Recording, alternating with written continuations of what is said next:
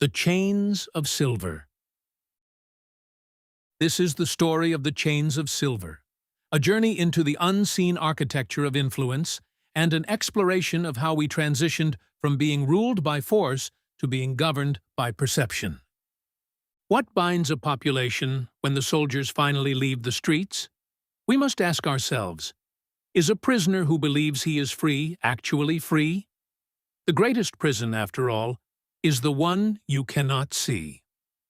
In the past, power used chains of iron. The mechanism was visible violence, standing armies, and rule by decree. But this method had a flaw. Overt force creates martyrs, and violence inevitably breeds resistance. You can control a body, but you cannot force a mind to love its master. The Industrial Revolution changed everything, creating massive inequality, while universal suffrage gave the dangerous mob political power. The holders of wealth could no longer rule by decree.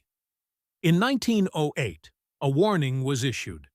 If the rich buy the skill to produce opinion, democracy itself becomes null and void. The shift began in 1833 with the penny press. For the first time, newspapers became cheap commodities, cracking open small, isolated communities to outside influence. The public mind became a singular entity, a target for those selling products, news, and even politicians. A realization took hold. Seduction is safer than force. The strategy shifted from controlling the body to controlling the mind. By manufacturing a contrived public consensus, the elite could stay in the saddle without appearing to hold the reins. As Harold Lasswell theorized, if the mass will be free of chains of iron, it must accept its chains of silver. Propaganda was no longer a dirty word, it was viewed as a functional necessity for a managed democracy. The marketplace of ideas was transformed into a rigged auction. We entered the era of mercenary speech, where truth is outweighed by corporate capital, and information is engineered for a price by those willing to sell their intellect. Politics became a theater, an illusion of staged battles designed to distract the populace. As pioneer Ivy Lee admitted, the crowd is enthroned and caressed with the appearance of power, while the real agenda is set far upstream. Faced with anger and unrest, big business found a solution: deception. By using the arts of selling, corporations began to fictionalize the vitality of democracy while outsourcing the functions of government to business interests behind the scenes. To solve the curse of bigness, corporations rebranded. They associated private profit with Americanism and public service.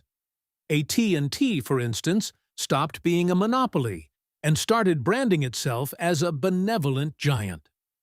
The goal was to hardwire specific values into the young mind before they could even think to question them. By infiltrating textbooks, capitalism was framed as a god and labor as an enemy. As Kurt Vonnegut noted, yesterday's snow job becomes today's sermon. We now live in a Mary-mediated reality, where news is a monopoly that centralizes the stream of fact. The result? 30 million minds having the same thought at the same time. We do not see the world, we see a picture painted for us by the holders of wealth. The transition is complete. There are no soldiers in the street, and no chains on your wrists.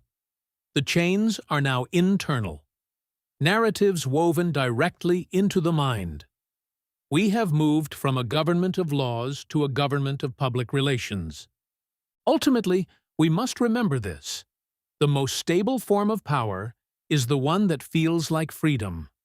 These are the chains of silver.